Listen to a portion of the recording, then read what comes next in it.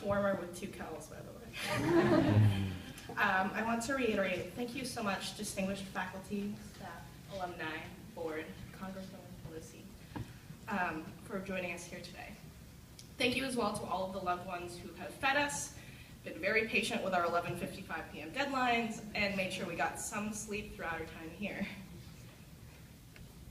Most of all, thank you, graduating class of 2014. You are my core vision of absolute resilience. Upon receiving notice that I would have the privilege of being the MPA speaker, I was thrilled and terrified. I had a lot of flashbacks while writing to my first presentation in Principles of Sustainable Management, where my blood was pounding and I was trying really hard to make sure my TA, David Bennett, didn't realize how shaky my voice was. Still kind of happens.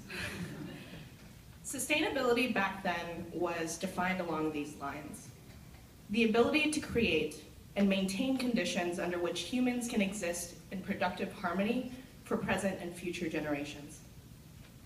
Now, we're an inspired, complex bunch, different backgrounds, goals, interests, and all of those things have changed throughout our time here, just as the definition of sustainability has. These changes have at times rocked us to our very core and filled us with a renewed sense of calm, which happens but doesn't really help when we come across the question, so what do you do again? We have all learned to identify and define the problem, and with each one comes risks and opportunities. For my 2 fellow MPAs graduating with me today, Elaine and Arif, this translates to a variety of complex projects, including the use of open source data to identify value systems for more informed policy decision making, and the development of financing strategies to revitalize the Naval Air Station in Alameda. Their own leadership exemplifies what Presidians do. They have demonstrated the power and innovation that arises from applying what we have learned here to the public sector. Sustainable public administration itself is still at its infancy, and the impressive individuals here are paving the way and defining what that means for our future. As both an MPA and an MBA, I myself have struggled to come up with my own answer to this question. Many of us feel the same way when we step outside of our very coveted Presidio bubble. I felt it when I went to Vegas this past weekend. Sustainability, as it was defined 3 years ago, is no longer sustainable for us today. This is compounded by the fact that outside our home, outside our bubble, a lot of people still don't know what it means and how the use of natural and social capital have a direct impact on their lives and that of their loved ones.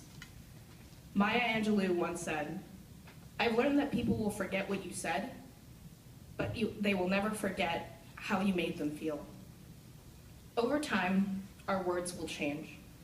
Our actions will be perceived in an amalgam of ways by any stakeholder we choose to work with and who we affect.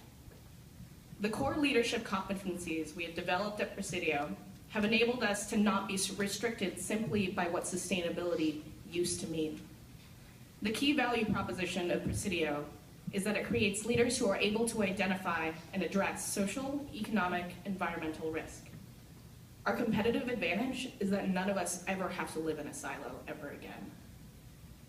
We are analysts in an activist space who have the agency to bridge the gap between what is and what can be between business, government, and civil society. We are public practitioners, entrepreneurs, whatever you want to call yourself on LinkedIn the week after. We are human beings, part of a global collective, not only ready to help our communities sustain, but become resilient and stronger than they ever were before. What we do is actively strive for progress in ways that are actionable, measurable, and relevant. We're a passionate group of individuals in a collaborative and engaged, very loving community who have actively taken on the task of bringing about change in a world wrought with seemingly insurmountable problems. We have the courage to thrive where others still fear to tread. It's daunting to form a new path that others don't even see yet. But as you take the depth and distance of all of your work in each of your hands, know that you will learn from every failure. You will help voices come together that would otherwise never be heard. And you will generate progress in ways that will make the last mile feel like nothing more than a memory. We do this by being curious. We do this by being vulnerable. And we do this by being resilient.